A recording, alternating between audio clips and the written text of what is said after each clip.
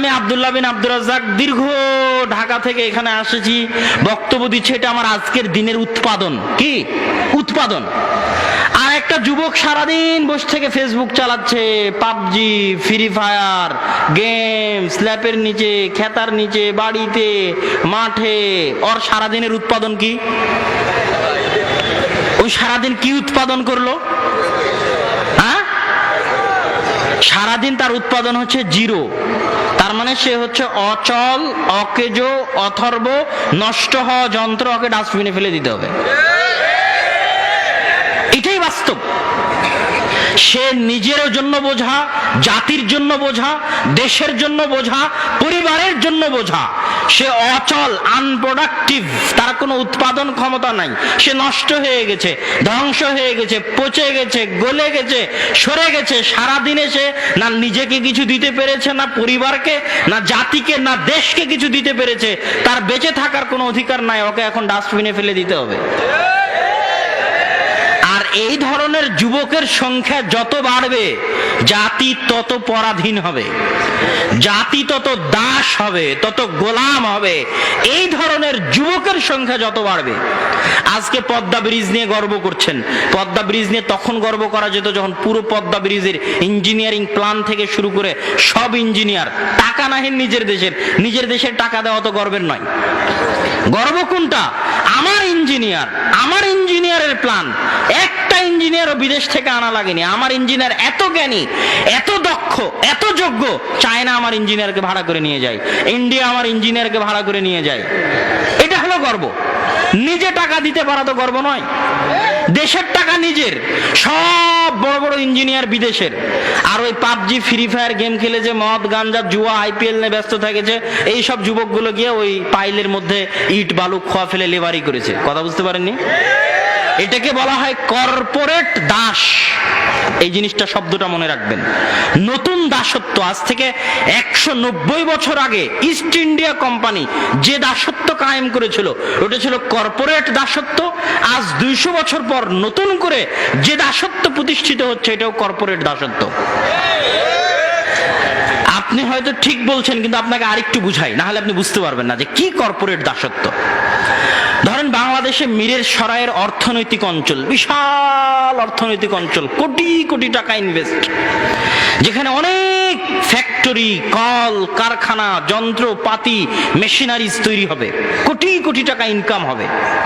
Corporate দাসত্ব কি? পরমাণু চুল্লি হচ্ছে পাবনাতে, আরো বিভিন্ন জায়গায় বিভিন্ন প্রকল্প চলতেছে। কর্পোরেট দাসত্ব কি? ওই পরমাণু চুল্লি, ওই মিরের সরাইয়ের অর্থনৈতিক অঞ্চলের সব বড় বড় কোম্পানির মালিক, মেশিনারিজের মালিক, উচ্চ পদস্থ সবকিছুর মালিক হবে বাইরের কোম্পানি। কথা বুঝতে পেরেছেন? আর আমি আপনি হব মাসে খেটে খাওয়া বেতনওয়ালা কর্মচারী। কথা বুঝতে পারেননি? মিরের সরাইয়ের একজন লোক, সে চাকরি করবে চা দেওয়ার, মানে কেরানি। বুঝতে পেরেছেন? বেতন পাবে 10,000 টাকা ওই অর্থনৈতিক অঞ্চলে। মিরের সরাইয়ের একজন লোক ওই অর্থনৈতিক অঞ্চলে চাকরি করবে ঝাড়ু দেওয়ার, বেতন পাবে 15,000 টাকা। ওই অর্থনৈতিক অঞ্চলে চাকরি করবে বাথরুম পরিষ্কার করার, বেতন পাবে 15,000 টাকা। কথা বুঝতে পেরেছেন? আর কোম্পানির মালিক সবকিছু হবে কোথাকার? বাইরের। এটা হচ্ছে কর্পোরেট দাসত্ব। ইস্ট ইন্ডিয়া কোম্পানি আসলো, তাদের কোম্পানি, তাদের সবকিছু, আমাকে বেতন দেয়, আমি বেতনভুক্ত দাস, আমি বেতনভুক্ত কর্মচারী, বেতনভুক্ত গোলাম। স্বাধীনতা কখন? যখন কোম্পানির মালিক আমি। কথা বুঝতে পারেননি? যখন উচ্চপদস্থ সব সিইও, বাংলাদেশে যত কোম্পানি আছে, অধিকাংশ কোম্পানির সিইওর যত বেতন, সব কোম্পানির সিইও পদমর্যাদার যত বেতন, সারা বাংলাদেশের সরকারি কর্মকর্তারা অত বেতন পায় কিনা সন্দেহ আছে।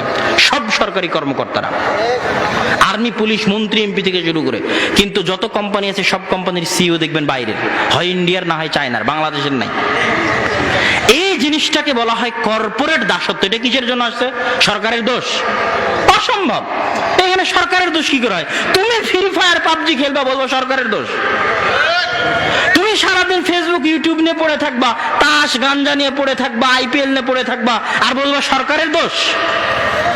তুমি তুমি যদি আরো পাবজি ফ্রি ফায়ার খেলিস, আরো ফেসবুক ইউটিউব টুইটার নিয়ে পড়ে থাকিস, আরো মদ গাঞ্জা জুয়া তাস আইপিএল বিপিএল নিয়ে পড়ে থাকিস, তাহলে আজকে তো দাসত্বের জীবন শুরু হচ্ছে, কালকে রোহিঙ্গাদের যেরকম কুচুকাটা করে কেটেছে তোকেও কাটবে। এটা সরকারের দোষ নয়, এটা তোর দোষ। আজ তুই যদি এই রাস্তায় থাকিস, তোর সন্তান দাস হবেই হবে। ইহুদি খ্রিস্টানরা তোর সন্তানকে কুচুকাটা করে কাটবেই কাটবে। যতদিন তুই অচল, অথর্ব, অকেজন, নন প্রোডাক্টিভ, অশিক্ষিত, জাহেল, গন্ড, মূর্খ থাকবি, আর সারাদিন ফ্রি ফায়ার পাবজি নিয়ে ব্যস্ত থাকবি, আর সারাদিন মদ গাঞ্জা ক্রিকেট ফুটবল নিয়ে ব্যস্ত থাকবি, ততদিন তোদের ভাগ্যে ইহুদি খ্রিস্টানদের গোলামি আছে। ইহুদি খ্রিস্টানের ছেলেরা এইভাবে কাটায় না, তাদের কাছে টাইমের মূল্য আছে। জাপান যান, জার্মান যান, কঠিন টাইমের মূল্য। ওরা জান্নাতে যাবে কি জাহান্নামে যাবে এটা পরের কথা।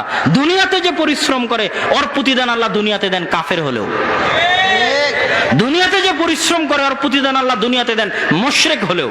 ইবনুল কাইয়িম রাহিমাহুল্লাহ বইয়ের মধ্যে লিখছেন, আল ওয়াবিলুস সাইয়্যিব গ্রন্থের মধ্যে, যে মুশরিক যদি দান করে, অসহায় দুস্থকে সহযোগিতা করে, মুশরিক। কাফের যদি অসহায় দুস্থকে সহযোগিতা করে, তাহলে ওই অসহায় দুস্থকে সহযোগিতা করার প্রতিদান ওই কাফের আর মুশরিককে আল্লাহ দুনিয়াতেই দিবেন, তাও দিবেন। কথা বুঝতে পেরেছেন? আর আপনি দুনিয়াতে কোনো কাজ করবেন না, কোনো পরিশ্রম করবেন না, অচল অকেজো অথর্ব হয়ে পড়ে থাকবেন, আর দাবি করবেন আমি উন্নত হয়ে গেছি, এই হয়েছে সেই হয়েছে, অমুকের দোষ তুমুকের দোষ। জি না, এটা গোলামি, এটাই দাসত্ব। তোমাকে কিসের গোলাম, কিসের দাস হতে হবে?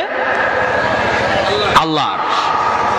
এই কথাটাও মানুষ বুঝে না, যে আল্লাহর দাস কেমন কথা, আল্লাহর দাস এটা কেমন লাগে? তাহলে আমি দাস, দাস কথাটা শুনতে কেমন লাগে? দাস, আল্লাহর দাস, আল্লাহর গোলাম, আল্লাহর বান্দা, এটা কি জিনিস? এটা কিন্তু মানুষ বুঝে না। মানুষকে বুঝতে হবে যে এখন আমরা এখানে যতজন বসে আছি, যতজন দাঁড়িয়ে আছে, সবাই কোনো না কোনো কিছুর দাস। সবাই কোনো না কোনো কিছুর দাস। কেউ ক্ষমতার দাস, কেউ টাকার দাস, কেউ নারীর দাস, কেউ স্ত্রীর দাস, কেউ সন্তান সন্ততির দাস। কথা বুঝতে পেরেছেন? কারো পায়ে টাকার নেশা বাঁধা আছে, টাকার দাসত্বের জিঞ্জির বাঁধা আছে কারো পায়ে, কারো পায়ে নারীর জিঞ্জির বাঁধা আছে, কারো পায়ে স্ত্রীর দাসত্বের জিঞ্জির বাঁধা আছে, কারো পায়ে ছেলে মেয়ের দাসত্বের জিঞ্জির বাঁধা আছে, কারো পায়ে ক্ষমতার দাসত্বের জিঞ্জির বাঁধা আছে, কারো পায়ে পাবজি ফ্রি ফায়ার গেমের দাসত্বের জিঞ্জির বাঁধা আছে, কারো পায়ে মদ নেশা জুয়ার দাসত্বের জিঞ্জির বাঁধা আছে, কারো পায়ে বিড়ি সিগারেটের দাসত্বের জিঞ্জির বাঁধা আছে। যত জন উপস্থিত আছে সারা পৃথিবীতে, সবাই দাস, নিকৃষ্ট জঘন্য দাস। একমাত্র আজাদ, একমাত্র স্বাধীন, 100-100 স্বাধীন, 100-100 আজাদ ব্যক্তি সেই যে 100-100 আল্লাহর দাস। কেননা যে 100-100 আল্লাহর দাস, ওর না ক্ষমতার পরোয়া, ওর না টাকার পরোয়া, ওর না নারীর পরোয়া, ওর না পাবজি ফ্রি ফায়ার গেমের পরোয়া। ও হচ্ছে সবচেয়ে স্বাধীন। 1971 আর 1947 সালের স্বাধীনতা নয়, এই স্বাধীনতা এমন ভয়ঙ্কর স্বাধীনতা, এই স্বাধীনতা এমন বিস্ময়কর, এমন পাওয়ারফুল, এমন শক্তিশালী স্বাধীনতা, যে পারমাণবিক বমের চাইতেও শক্তিশালী স্বাধীনতা। আবু বকর, ওমর, ওসমান, আলী 23 বছরে আল্লাহ রাসূল এমন বিপ্লব করলেন যে ওমর রাদিয়াল্লাহু তাআলা অর্ধ পৃথিবী দখল করে নিল। কি এমন জাদু ছিল? রোম আর পারস্যের সব ক্ষমতা ধসিয়ে দিলেন, ধ্বংস করে দিলেন। কি এমন পাওয়ার ছিল? কি এমন জাদুর কাঠি ছিল? একটাই জাদুর কাঠি ছিল, যে ওরা 100-100 আল্লাহর দাস ছিল। এই 100-100 আল্লাহর দাস হওয়া এত বড় পাওয়ার, এত বড় শক্তি, এত বড় ক্ষমতা, যে পৃথিবীর সবচেয়ে ক্ষমতাশালী রোমান সাম্রাজ্য, সবচেয়ে ক্ষমতাশালী পারস্য সাম্রাজ্য তাদের পায়ের ধুলার নিচে ধ্বংস হয়ে গেছে। কেননা তারা 100-100 আল্লাহর দাস। যে 100-100 আল্লাহর দাস, ওর পিছু টান বলে কিছু নাই, পিছন ফিরে তাকানোর বলে কিছু নাই, ওর লস বলে কিছু নাই, ওর নষ্ট হয়ে যাওয়া বলে কিছু নাই, ওর ব্যর্থতা বলে কিছু নাই। ওর পুরোটাই সফলতা। মরলেও সফলতা, বাঁচলেও সফলতা, কষ্টে থাকলেও সফলতা, ভালো থাকলেও সফলতা, দুঃখে থাকলেও সফলতা, আনন্দে থাকলেও সফলতা। কেননা তার ডাইরেক্ট কানেকশন কার সাথে? আল্লাহ সুবহানাহু ওয়া তাআলার সাথে। তার হেফাজতের মালিক কে?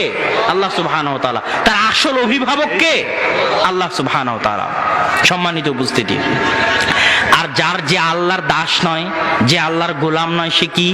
সে হচ্ছে ইতিম, মিসকিন। কি? ইতিম মিসকিন। যার বাপ নাই, যার মা নাই, ও যেমন ইতিম মিসকিন, তার চেয়ে বড় ইতিম, তার চেয়ে বড় মিসকিন সে যে আল্লাহর দাস, আল্লাহর গোলাম নয়। সে আল্লাহর রহমত থেকে বঞ্চিত, আল্লাহর দয়া থেকে বঞ্চিত, আল্লাহর করুণা থেকে বঞ্চিত, আল্লাহর রহমত থেকে বঞ্চিত, আল্লাহর দরবার থেকে বিতাড়িত। মহাপরাক্রমশালী সত্তার করুণা দৃষ্টি তার প্রতি নাই। ও কোন ভাগাড়ে পড়ে মারা যাবে এটা আল্লাহ পরোয়া করবেন না। সম্মানিত উপস্থিতি, যুবক ভাইদের উদ্দেশ্যে আমার নসিহত, আমার উপদেশ, আমার আকুল আবেদন, আমরা আল্লাহ সুবহানাহু ওয়া তাআলার 100-তে 100 দাস গোলাম হওয়ার চেষ্টা করি।